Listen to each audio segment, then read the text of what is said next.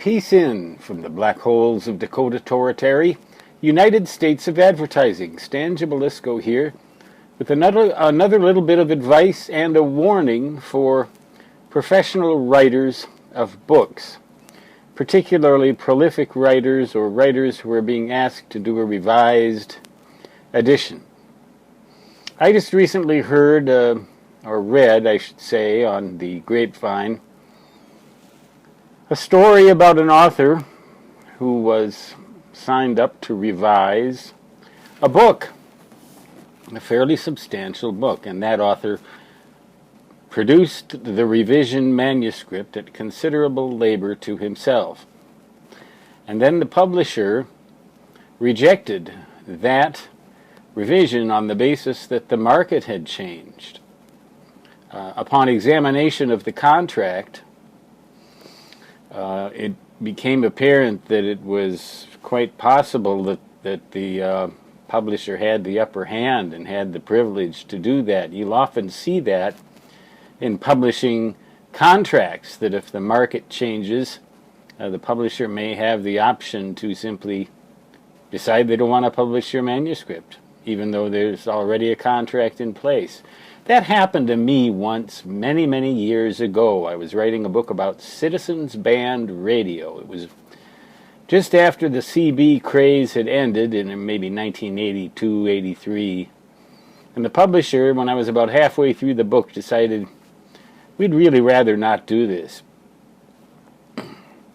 I'd done about half the work. My reaction to that was, and this was a first edition, my reaction was, well, why should I spend all this time and energy writing a book that nobody wants to read? And the marketing department at the publishing house ought to know what the market is like better than I do. So I said, well, all right. Why don't we do this other book instead? And I believe the title of the book was Violent Weather. This was back in the early 80s, and they did agree to simply let me keep the advance for the previous book and start Violent Weather again. Now, I had done a lot of work for nothing, or I'd spent a lot of time for nothing. But I figured it's better to spend half of a book for nothing than to spend the time for an entire book for nothing, because if nobody buys it, you're not going to get any royalties for it.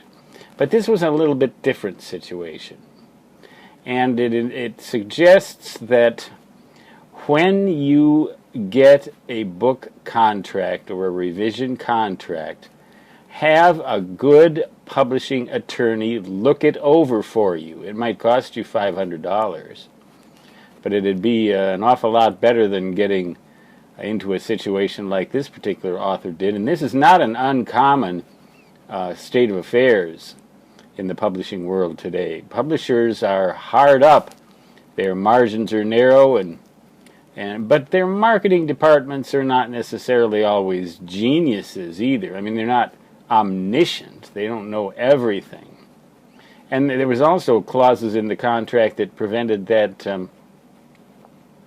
author from writing a competing work for another publisher.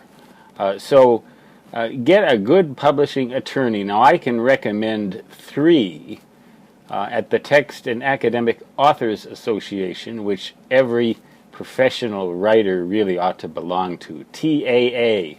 I believe it's TAA.org or TAA.net, something like that. Just Google on the phrase Text and Academic Authors Association. They have 3 very good attorneys that will review contracts for you.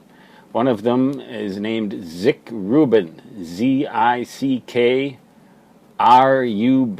and he's located in the Boston, Massachusetts area.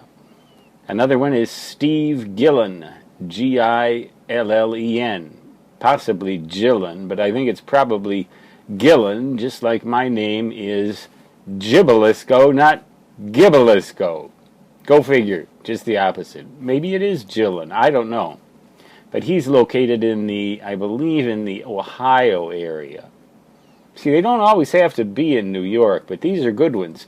And the third one that I can recommend, based on other people's opinion of his record, is Michael Lennie, Linnie.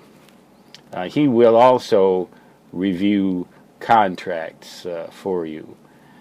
So I recommend that if you're really going to spend a lot of time doing a revision or any other kind of book, that you have a good attorney look over that contract, and the attorney doesn't have to contact the publisher. You can recommend it for yourself. But the publisher doesn't have to accept these clauses, but I have managed to get a couple of rather onerous clauses stricken from my contracts without having to go to an attorney. Just I guess because after 30 years in this racket, you do learn a few things. And you learn to avoid certain pitfalls before you fall into the pothole. Or is it avoid certain potholes before you fall into the pit? Or whatever. Well, that's my advice to you, is you can definitely use a publishing attorney, but whatever you do, I really recommend you avoid swinging your big stick at a publisher.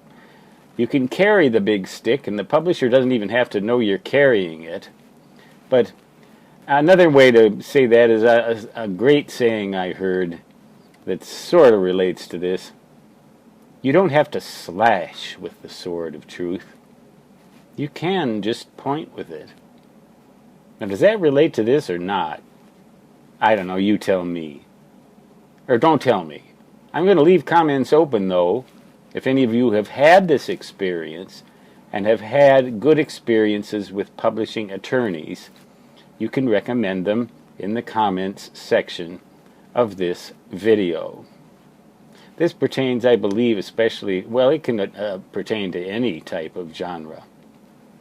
Stan Gibilisco signing off from the black holes of Dakota Territory, United States of Attorneys.